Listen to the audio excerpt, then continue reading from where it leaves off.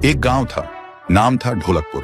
बड़ा ही शांत और सुंदर गांव था। लोग हमेशा खुशी से झूमते थे क्योंकि उस गांव में रहता था महाराज रायस्टार, जो अपने गांव के लिए एक शेर था जो कभी अपने लोगों के साथ गलत होने नहीं देता था। लेकिन उस गांव में छुपा था एक डरावना राज, एक राज जो सबके दिल में था पर जुबान पे नहीं। गांव के बीच एक सूखा हुआ पेड़ था जिसे लोग कहते थे श्रापित पेड़। ना कोई उसके पास जाता, ना कोई उससे आंख मिलाता। हर पूर्णिमा के अगले दिन उस पेड़ के नीचे एक लाश मिलती थी। लोग कहते रात में कोई आता है और लाश छोड़ जाता है, लेकिन कभी किसी ने कुछ देखा नहीं और देखता भी कैसे। जो देखता वो अगले दिन पेड़ के नीचे होता था। एक दिन रायस्टार ने ठान लिया, बस अब और नहीं, इस राज का अंत मैं ही करूंगा, क्योंकि ढोलकपुर का नाम मिट्टी में मिल रहा था। फिर एक पूर्णिमा की रात रायस्टार चुपके से जाकर पेड़ के पास बैठ गया। रात के 2 बजे एक आवाज आई, थुंग थुंग थुंग थुंग थुंग थुंग थुंग थुंग थुंग सहूर।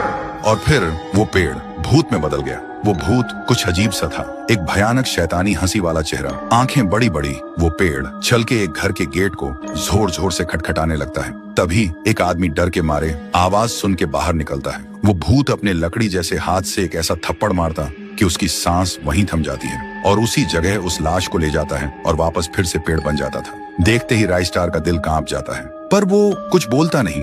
सुबह लोग भीड़ में जमा हुए और रायस्टार ने पहली बार उस पेड़ से बात करने की कोशिश की। पेड़ के अंदर से एक आवाज निकली, क्या तुम सब भूल गए मुझे? रायस्टार बोलता है, तू कौन है? पेड़ बोलता है, मैं हूँ ठुन ठुन ठुन साहुर। एक वक्त था जब मैं भी इस गांव का एक प्यारा सा बच्चा था, लेकिन 100 साल पहले मुझे इसी पेड़ से रस्सी बांधकर उल्टा लटका दिया गया, गांव वालों की आंखों के सामने, और मेरी मौत को तमाशा बना दिया गया, सिर्फ इसलिए क्योंकि मैंने एक राज देख लिया था जो लोग छुपाना चाहते थे।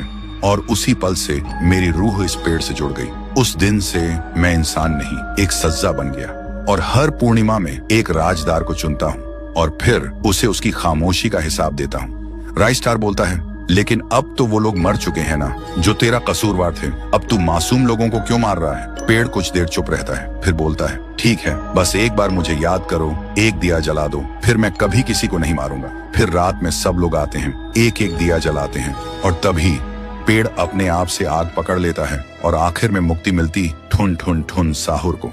उस दिन के बाद गांव में कभी कोई लाश नहीं मिली। हर पूर्णिमा में लोग एक दिया जलाकर उसकी यादों को जिंदा रखते हैं, क्योंकि अगर भूल गए तो सपने में एक आवाज सुनाई देती थी, थुंग थुंग थुंग थुंग थुंग थुंग थुंग थुंग थुंग सहूर।